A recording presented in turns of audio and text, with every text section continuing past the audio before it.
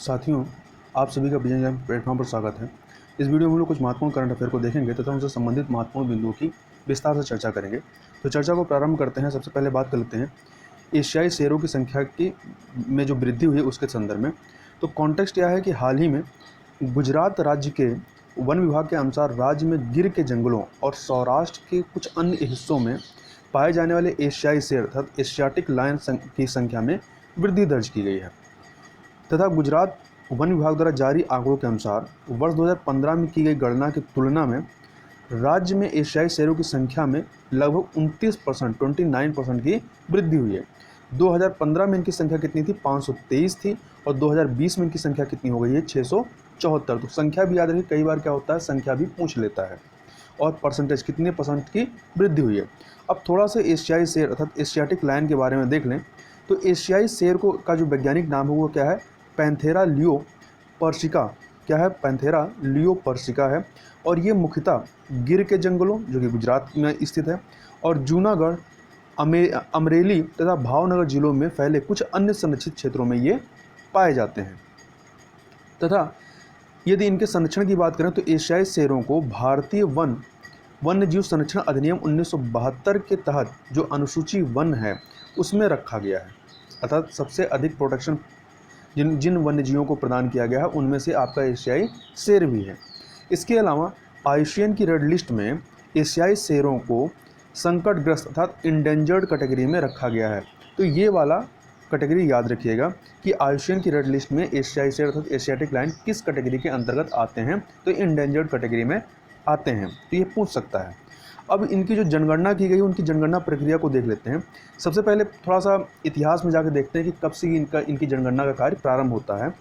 तो प्रथम शेर जनगणना जो है वर्ष 1936 में जूनागढ़ के तत्कालीन नवाब द्वारा कराई गई थी तथा वर्ष 1965 से वन विभाग नियमित रूप से हर 5 वर्ष पर शेरों की जनगणना करता रहा है। और इस बार जो जनगणना की गई है वो कौन सी है? तो इस बार 2020 वाली जो जनगणना है वो 11वें नंबर की जनगणना की गई है। तथा इस बार की खास बात यह है कि इस वर्ष राज्य में एशियाई शेरों की संख्या का अनुमान जो है वो जनगणना से नहीं बल्कि पूनम अवलोकन नामक एक निगरानी प्रक्रिया के माध्यम से लगाया गया था। तो याद रखिएगा, परीक्षा में पूछ ले कि पूनम अवलोकन अभी हाल ही में चर्चा में था, यह किस चीज़ से संबंधित है? तो यह एशियाई शेरों की जनगणना से संबंधित एक प्रक्रिया है। अब थोड़ा सा पूनम अवलोकन को देख लेते हैं। तो पूनम अवलोकन जो है यह शेरों की गणना के लिए प्रत्येक माह में पूर्णिमा अर्थात फुल मून की तिथि को आयोजित किया जाने वाला एक कार्यक्रम है। इस कार्यक्रम की शुरुआत जो होती है आपके वर्ष 2014 में वन विभाग द्वारा वर्ष 2015 में की शेर जनगणना अर्थात लायन सेंसस की तैयारियों के तहत की गई थी। इसके तहत होता क्या कि निर्धारित तिथि को अर्थात फुल मून के दिन वन विभाग के अधिकारी और क्षेत्रीय कर्मचारी जो होते हैं, ये क्षेत्रीय कर्मचारी हैं, 24 घंटे के दौरान अपने कार्यक्षेत्र में शेरों की संख्या और उनकी अवस्थिति के आंकड़े दर्ज करते हैं, जैसे कि उनके पद चिन्हों इत्यादि से। तथा पिछले कुछ वर्षों में देखा गया है कि शेरों की जो है आकस्मिक मृत्यु भी हो रही है, मतलब कुछ बीमारियों की वजह से। तो किन बीमारियों की वजह से इनकी मौत हुई है उसको भी थोड़ा सा देख लेते हैं। पिछले कुछ वर्षों में देखा गया है कि कैनाइन डिस्टेम्पर वायरस, और जिसको हम लोग शॉर्ट में CDB कहते हैं, और दूसरा है बवेशियोसिस के प्रकोप के कारण। ये दो ऐसी बीमारियां हैं जिनके कारण जो एशियाई शेरों की जो है ये अकाल मृत्यु के उसमें गर्त में चले गए हैं। तो एशियाई शेरों की जो आकस्मिक मृत्यु हुई है उसके लिए ये दोनों जो बीमारियां हैं काफ़ी ज़्यादा जिम्मेदार हैं।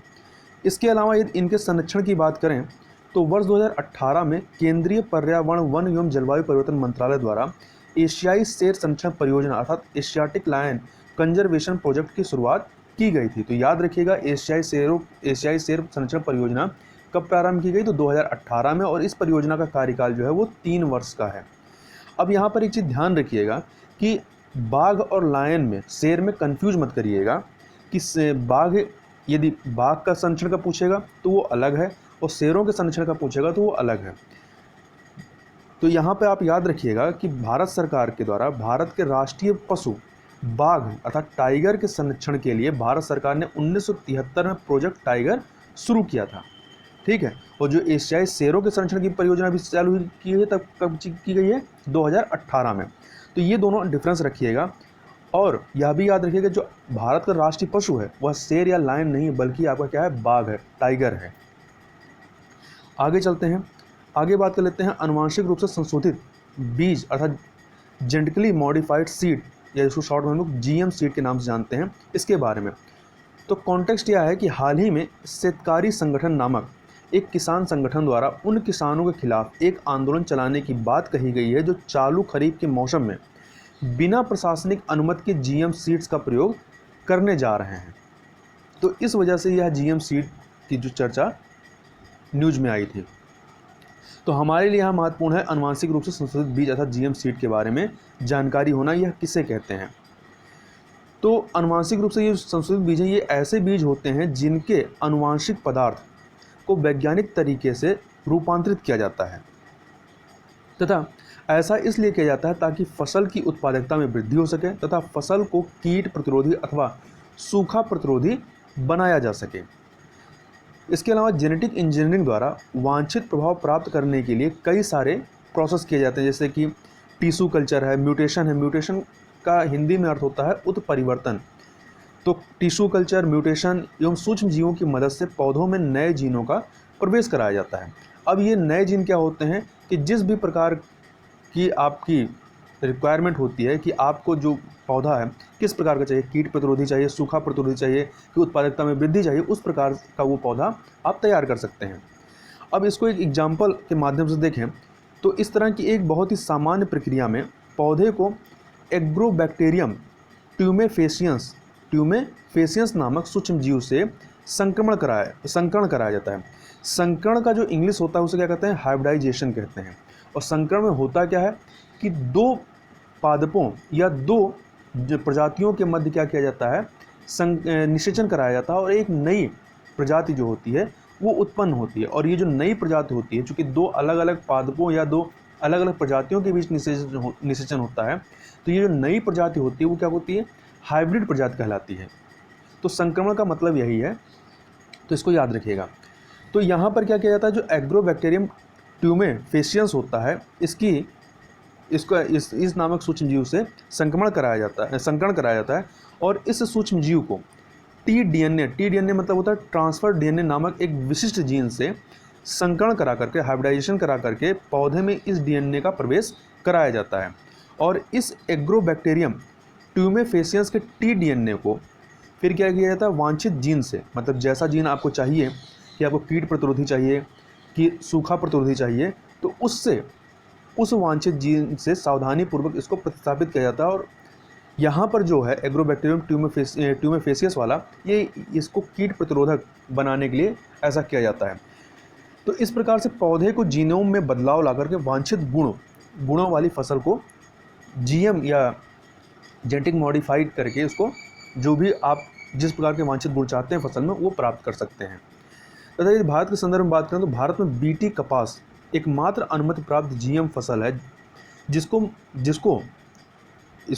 मतलब बनाया कैसे गया, इसको मिट्टी में मौजूद बोसिलस थुरिंगिनोसिस जीवाणु के साथ दो विदेशी जीन अर्थात एलियन जीन्स के संकरण से इसको प्राप्त किया जाता है।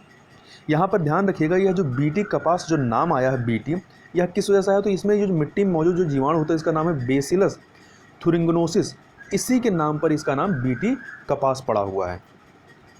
और ये जो जीन होते हैं, ये जीन कपास की फसल को सामान्य पिक वालवर्म नामक कीट से बचाव के लिए एक विषाक्त प्रोटीन के स्त्रावण में सहायता करते हैं, मतलब सिक्रेशन में सहायता करते हैं। मतलब कि यदि जो नॉर्मल आपका कपास होती है जो कि जीएम कपास नहीं है, मतलब मॉडिफाइड नहीं है, तो उसमें क्या होता है, एक प्रकार का कीट जिसका नाम है पिंक वालवर्म, ये उसको नुकसान पहुंचाने का कार्य करते हैं। जबकि ये जो आपका बीटी कपास होता है इसमें एक विषाक्त प्रोटीन निकलता है जो कि इस प्रकार के कीटों को क्या कर देता है, मार देता है।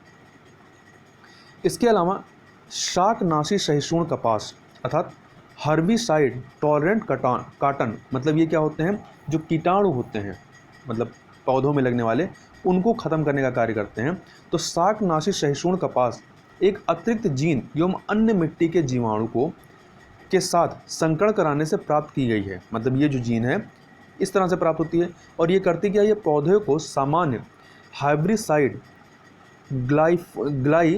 ग्लाइफोसेट जो आपका हाइब्रिसाइड ग्लाइफोसेट है, ये एक कीटनाशक है। तो जब आप ये एक अतिरिक्त जीन जो इसमें आप डाल देते हैं, कौन सा जीन, आप शाकनाशी सहिष्णु कपास जब बनाते हैं तो इससे क्या होता है कि ये जो हर्बिसाइड ग्लाइफोसेट नामक कीटाणुनाशक आप उपयोग करते हैं जो सामान्य आपका कपास होता है उसके लिए, उस कीटनाशक का यहाँ पर कम प्रयोग करना पड़ता है। इसके अलावा एक चीज़ और याद रखिएगा कि भारत में एक संस्था है जिसका नाम है जेनेटिक इंजीनियरिंग मूल्यांकन समिति, जिसको इंग्लिश में कहते हैं genetic engineering appraisal committee, short में GEAC कहते हैं। और यह जो संस्था है या यह जो बॉडी है, यह पर्यावरण, वन एवं जलवायु परिवर्तन मंत्रालय के अंतर्गत स्थापित एक सांविधिक निकाय है जो कि GM फसलों के वाणिज्यिक उत्पादन के लिए अनुमति प्रदान करने का कार्य इसके द्वारा किया जाता है। तो याद रखिएगा, कई बार पूछ लिया जाता है कि जेनेटिक इंजीनियरिंग मूल्यांकन समिति किस मंत्रालय के तहत आती है, तो पर्यावरण, वन एवं जलवायु परिवर्तन मंत्रालय के अंतर्गत आती है। और यह एक सांविधिक निकाय अर्थात यह एक संसद के एक अधिनियम के माध्यम से इसको गठित किया गया है। और वर्ष 2002 में इस GEAC अर्थात आपके जेनेटिक इंजीनियरिंग अप्रेजल कमेटी ने BT कॉटन के वाणिज्यिक उत्पादन की अनुमति दी थी। तब से अब तक देश का 95% से अधिक कपास क्षेत्र जो है वो BT कपास के अंतर्गत आ गया है। मतलब जो उत्पादन होता है कपास का, उसका टोटल 95% जो उत्पादन खेतों से होता है, मतलब जिस क्षेत्र से 95% में आपका BT कपास के माध्यम से उत्पादन होता है। और यहाँ पर एक चीज़ और याद रखिएगा कि यदि कोई व्यक्ति ये जो GM फसलें होती हैं या जो GM सीड्स हैं, इनका गैर कानूनी रूप से प्रयोग करता है, मतलब इन GM संस्करण फसलों या बीजों का उपयोग करता है, तो उस पर मतलब दंड का प्रावधान है। तो इसमें दंड कैसा मिलता है, तो यदि ऐसा उपयोग करता है गैर कानूनी रूप से GM संस्करण फसलों या बीजों का उपयोग करने पर पर्यावरण संरक्षण अधिनियम 1986 के तहत 5 वर्ष की जेल की सजा तथा 1 लाख रुपए का जुर्माना आरोपित किया जा सकता है। आगे चलते हैं, आगे बात कर लेते हैं ओपेक के संबंध में। तो देख लेते हैं कि ओपेक चर्चा में क्यों आया। तो कॉन्टेक्स्ट यह है कि हाल ही में सऊदी अरब ने कच्चे तेल अर्थात क्रूड ऑयल के निर्यात के लिए कीमतों में कम से कम बीते 2 दशकों में सर्वाधिक वृद्धि की है। और इससे पूर्व क्या हुआ था कि ओपेक और रूस समेत इसके अन्य सहयोगी देशों ने जुलाई माह के अंत तक कच्चे तेल के उत्पादन में रिकॉर्ड कटौती जारी रखने का निर्णय लिया था। तो इन्हीं सब संदर्भों में जो है ओपेक चर्चा में है। तो हमारे लिए परीक्षा के दृष्टिकोण से ओपेक जो है संस्था यह महत्वपूर्ण है। तो इसके गठन के बारे में और उसकी संरचना के बारे में यहाँ पर हम लोग देख लेते हैं। ओपेक जिसका पूरा नाम है organisation of the petroleum exporting countries, क्या है, organisation of the petroleum exporting countries, और इसको हिंदी में क्या कहते हैं, पेट्रोलियम निर्यातक देशों का संगठन। तो यह एक स्थायी अंतर सरकारी संगठन था, इंटर गवर्नमेंटल ऑर्गेनाइजेशन है, जिसका गठन 10 से 14 सितंबर 1960 को आयोजित बगदाद सम्मेलन, बगदाद कहाँ पे है, इराक में है। तो बगदाद सम्मेलन में इराक, ईरान, कुवैत, सऊदी अरब और बेंजुला इन 5 देशों ने मिल करके इसकी स्थापना की थी। तो ये क्या है, 5 संस्थापक सदस्य रहे हैं। कौन से, ईरान, इराक, कुवैत, सऊदी अरब और बेंजुला। इन 5 संस्थापक सदस्यों के बाद इसमें कुछ अन्य सदस्यों को शामिल किया गया। किसको, कतर को, इंडोनेशिया, लीबिया, UAE अर्थात संयुक्त अरब अमीरात, Algeria, Nigeria, Ecuador, Angola, Gabon, Equatorial Guinea को 2017 में और कांगो गणराज्य को 2018 में इसमें शामिल किया गया। वर्तमान में देखें तो इस संगठन में सदस्य देशों की संख्या जो है वो 14 है। और ये सदस्य देशों की संख्या क्या है, घटती बढ़ती रहती है। जैसे कि 2018 में कतर जो है ओपेक से बाहर हो गया, तो अब पहले 15 थे, अब क्या हो गए, 14 हैं। और हाल ही में क्या है कि संभावना व्यक्त की जा रही है कि आपका इक्वाडोर भी जो है वह भी ओपेक कंट्री, मतलब जो ये ओपेक संगठन है, इसको छोड़ सकता है। ऐसा नहीं है कि इक्वाडोर ऐसा पहली बार करेगा। इक्वाडोर जो है पहले भी इस संस्था को या इस ऑर्गेनाइजेशन को छोड़ चुका था और 2007 में पुनः से इसमें शामिल हुआ था, और फिर से संभावना व्यक्त की जा रही है कि वह फिर से छोड़ सकता है। इसी प्रकार से आपका इंडोनेशिया जो है, जो कि वर्तमान में इसका सदस्य है, वह भी पहले एक बार इसकी सदस्यता छोड़ चुका है और बाद में फिर से इसका सदस्य बना था। अब यदि इसके मुख्यालय की बात करें तो इसका मुख्यालय कहाँ पर है, तो इसका मुख्यालय है ऑस्ट्रिया के शहर वियना में। कहाँ पर, ऑस्ट्रिया के शहर वियना में। और यह यहाँ का मुख्यालय कब से है, 1 सितंबर 1965 से। और प्रारंभ का जो 5 साल था 1960 से लेकर 65 तक, तो इसका जो मुख्यालय था वो क्या था, स्विट्जरलैंड में स्थित जो जिनेवा है, तो जिनेवा इसका हेडक्वार्टर था। और यहाँ याद रखिएगा कि ऑस्ट्रिया में इसका हेडक्वार्टर तो है, परंतु ऑस्ट्रिया इसका सदस्य नहीं है, और ना ही रूस भी जो है ऑयल प्रोड्यूसिंग कंट्री है, परंतु रूस भी नहीं इसका सदस्य है, अमेरिका भी इसका सदस्य नहीं है। तो इन चीज़ों को आप याद रखिएगा। इसके अलावा कुछ अन्य जानकारी इसमें देखें तो ओपेक देश जो है विश्व के कुल 43% तेल का उत्पादन करते हैं, और विश्व के तेल भंडार का 73% हिस्सा जो है ओपेक देशों में स्थित है। इसके अलावा यदि हम इसके कार्यों की बात करें कि इसके कार्य क्या हैं और उद्देश्य क्या हैं, तो ओपेक के अनुसार इस संगठन का जो उद्देश्य है वो पेट्रोलियम उत्पादकों के लिए उचित और स्थिर कीमतों को सुरक्षित करने तथा उपभोक्ता राष्ट्रों को पेट्रोलियम की एक कुशल, किफ़ायती तथा नियमित आपूर्ति एवं तेल उद्योग में निवेश करने वालों के लिए एक उचित लाभ को सुनिश्चित करते हुए सदस्य देशों की पेट्रोलियम नीतियों के समन्वय और एकीकरण को बढ़ावा देना इसका प्रमुख उद्देश्य है।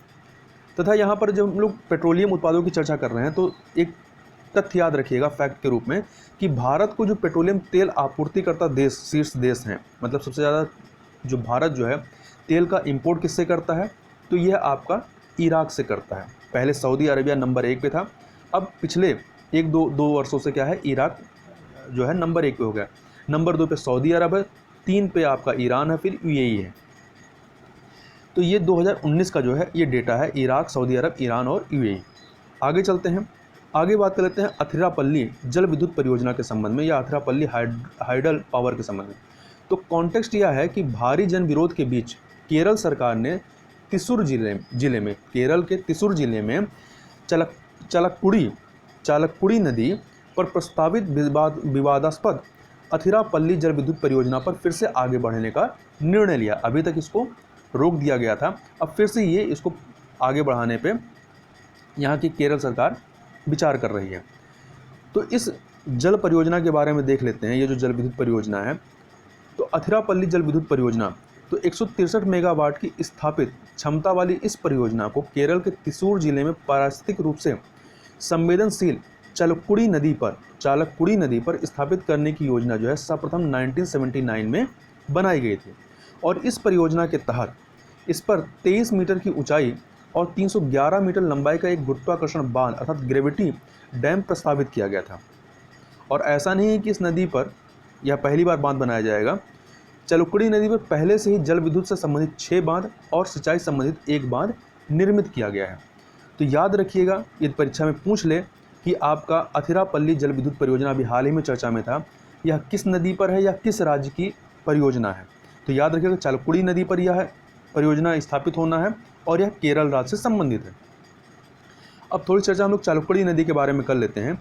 तो चालक्कुड़ी नदी जो है, यह जो दक्षिण भारत की जो अन्नामलाई की पहाड़ियाँ हैं, अन्नामलाई की पहाड़ियाँ, ये जो है आपका पश्चिमी घाट जो है वो पश्चिमी घाट का ही ये हिस्सा है, अन्नामलाई की पहाड़ियाँ। तो अन्नामलाई की पहाड़ियों से यह चालक्कुड़ी नदी निकलती है और यह केरल की चौथी सबसे लंबी नदी है। तो प्रश्न उठता है कि केरल की चौथी सबसे लंबी नदी तो पहली कौन सी है, तो पहली जो है वो पेरियार नदी केरल की सबसे लंबी नदी है। और यहाँ एक फैक्ट और याद रखिएगा, जब अन्नामलाई की पहाड़ियों की बात किए हैं, तो अन्नामलाई पहाड़ियों की जो सबसे ऊंची चोटी है उसका नाम क्या है, अन्नमुड़ी है। क्या है, अन्नमुड़ी है। तो इस चीज़ को याद रखिएगा। और अन्नमुड़ी जो है केवल अन्नामलाई पहाड़ियों की सबसे ऊंची चोटी नहीं है, बल्कि दक्षिण भारत की यदि सबसे ऊंची चोटी की बात की जाएगी तो वो कौन सी है, अन्नमुड़ी है। ठीक है, और यह परीक्षा में कई बार पूछा भी गया है। अब आगे चलते हैं, इसमें जो और फैक्ट है उसको देख लेते हैं। तो ये जो चालक्कुड़ी नदी है, इस नदी का कुल बेसिन क्षेत्र लगभग तकरीबन 1704 किलोमीटर लंबा है, जिसमें से 1404 किलोमीटर का हिस्सा केरल में पड़ता है और शेष 300 किलोमीटर का हिस्सा तमिलनाडु में पड़ता है। तो याद रखें, केवल यह केरल में प्रवाहित नहीं होती, बल्कि यह केरल और तमिलनाडु दोनों में प्रवाहित होती है। और यह नदी केरल के पलक्कड़, त्रिशूर और एर्नाकुलम जिलों से होकर निकलती है। और त्रिशूर में ही इस पर जो है जो जल विद्युत परियोजना है उसको बनाया जा रहा है। और यह कहाँ पे जाकर के मिलती है, यह अरब सागर में जाकर के मिल जाती है, अर्थात यह पश्चिम दिशा में फ्लो करने वाली नदी है। इसके अलावा एक फैक्ट और याद रखिएगा कि इस परियोजना से केरल की स्थानिक जनजाति जिसका नाम है कादर, यह काफ़ी अधिक प्रभावित होगी, इसको यहाँ से विस्थापन का शिकार होना पड़ेगा। तो याद रखिएगा कादर जनजाति के बारे में यदि पूछा जाए कि कादर जनजाति किस राज्य से संबंधित है, तो यह केरल राज्य से संबंधित है। आगे चलते हैं, आगे बात करते हैं भारत लाओस संबंध के बारे में।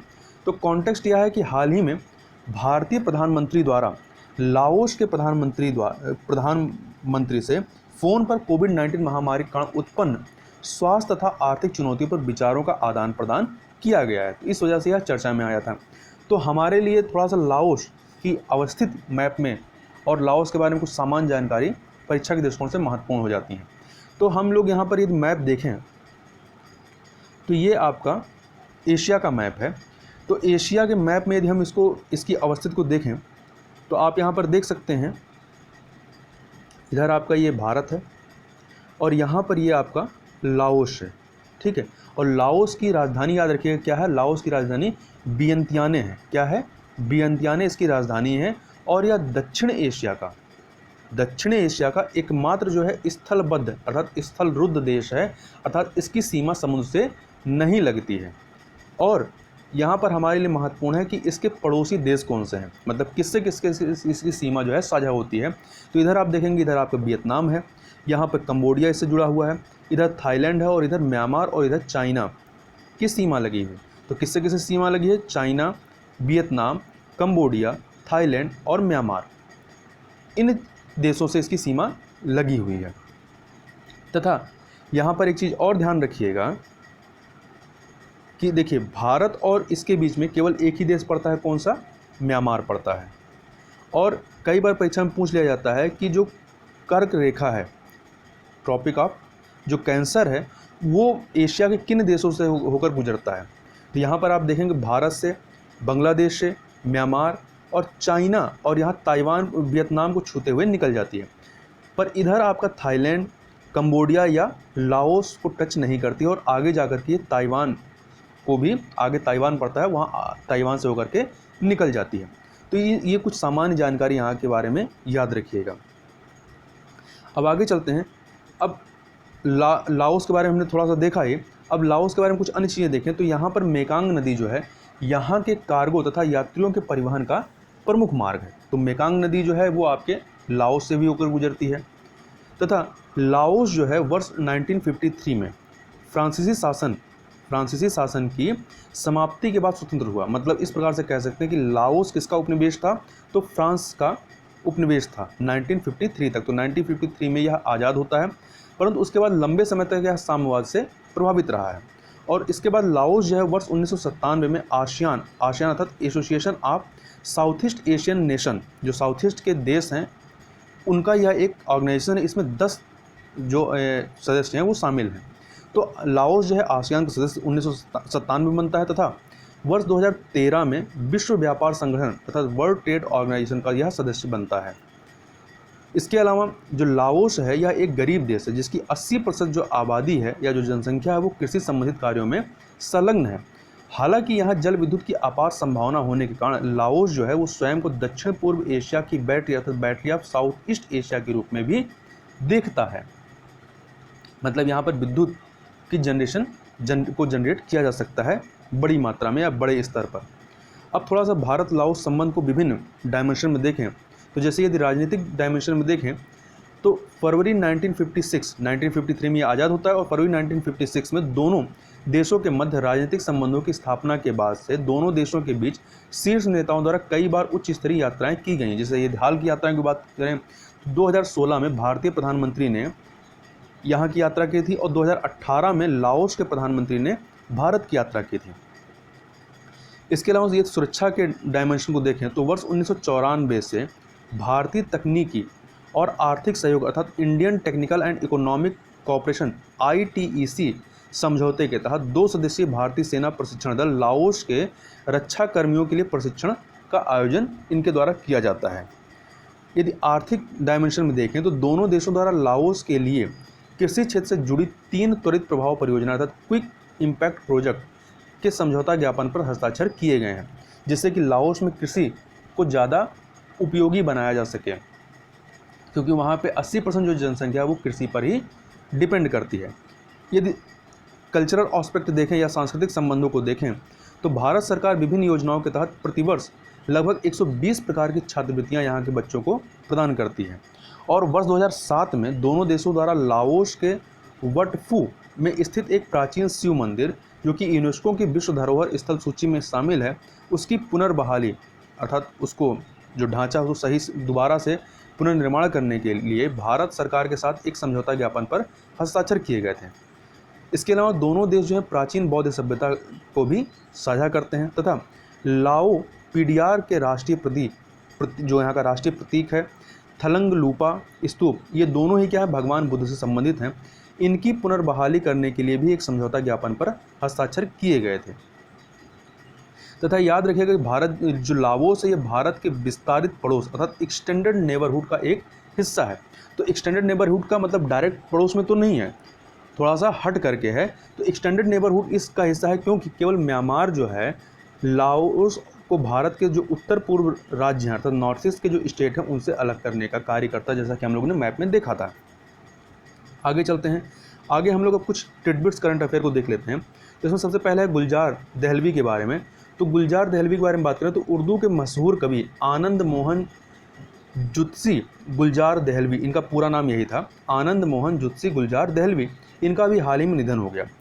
यह जो है गुलजार दहलवी जी सरकार द्वारा उर्दू में प्रकाशित की जाने वाली एकमात्र विज्ञान पत्रिका साइंस की दुनिया के संपादक थे, जो वर्ष 1975 में शुरू की गई थी। तो यह भी प्रश्न बन सकता है कि उर्दू में प्रकाशित की जाने वाली एकमात्र विज्ञान पत्रिका का नाम क्या है, तो साइंस की दुनिया है। और यह कब से इसको प्रारंभ किया गया था, 1975 से। तथा इसके अलावा इन्होंने समूचे भारत में उर्दू स्कूलों की स्थापना की थी और इसके लिए इनको उर्दू स्कूलों की स्थापना का श्रेय जो है इनको दिया जाता है। आगे बात कर लेते हैं फीफा रैंकिंग 2020 के संबंध में। तो इसमें जो भारत की रैंकिंग है वो 108 है, मतलब इसने अपनी रैंकिंग बरकरार रखी। पिछले बार 2019 वाली जो रैंकिंग उसमें भी 108वीं पोजीशन पे था और इस बार भी 108वीं पोजीशन पे है। और पहली पोजीशन पर कौन है, तो पहली पोजीशन पे देखें तो बेल्जियम है, दूसरे पे फ्रांस है और तीसरे पे आपका ब्राज़ील है। और इस बार का जो फीफा वर्ल्ड कप था जो हुआ था अभी पिछला जो वाला, उसका विजेता कौन था, तो फ्रांस था। तो याद रखिएगा नंबर 1 पर रैंकिंग में कौन है, बेल्जियम, दूसरे पे फ्रांस है और तीसरे पे ब्राज़ील है। और हमारे लिए सबसे महत्वपूर्ण पेपर के दृष्टिकोण से जो है वो भारत की रैंकिंग है। तो 108 है, पिछले बार भी 108 थी। तथा फीफा का जो मुख्यालय है वो कहाँ पर है, स्विट्ज़रलैंड के शहर ज्यूरिख में है। आगे बात कर लेते हैं के संजीता चानू। तो अंतर्राष्ट्रीय भारोत्तोलन महासंघ इंटरनेशनल वेट लिफ्टिंग फेडरेशन द्वारा भारत की के संजीता चानू पर लगे डोपिंग रोधी उल्लंघन के आरोपों से उन्हें मुक्त कर दिया गया है। तो याद रखिएगा के संजीता चानू किससे संबंधित रही हैं, वेट लिफ्टिंग से संबंधित खिलाड़ी रही हैं। तो ऐसा पूछ सकता है कि अभी हाल ही में के संजीता चानू चर्चा में आई थी जिनके ऊपर से डोपिंग रोधी उल्लंघन के आरोपों से उन्हें मुक्त किया गया, तो यह किस खेल से संबंधित रही हैं, तो ये भारोत्तोलन से संबंधित रही हैं और ये मणिपुर की निवासी हैं। तथा चानू जो हैं ये राष्ट्रमंडल खेलों में इन्होंने 2 बार स्वर्ण पदक भी जीता रही हैं। कब 2014 के ग्लासगो जो राष्ट्रमंडल हुआ था वहाँ पर और 2018 के गोल्ड कोस्ट राष्ट्रमंडल खेलों में। इसके अलावा जो अंतर्राष्ट्रीय भारोत्तोलन महासंघ इसका हेडक्वार्टर कहाँ है, तो हंगरी की राजधानी बुडापेस्ट में है। आगे बात करते हैं रतन लाल के संबंध में। तो भारतीय अमेरिकी मृदा वैज्ञानिक रतन लाल को 2020 के लिए प्रतिष्ठित वर्ल्ड फूड प्राइज अर्थात विश्व खाद्य पुरस्कार 2020 की दिए जाने की घोषणा की गई है।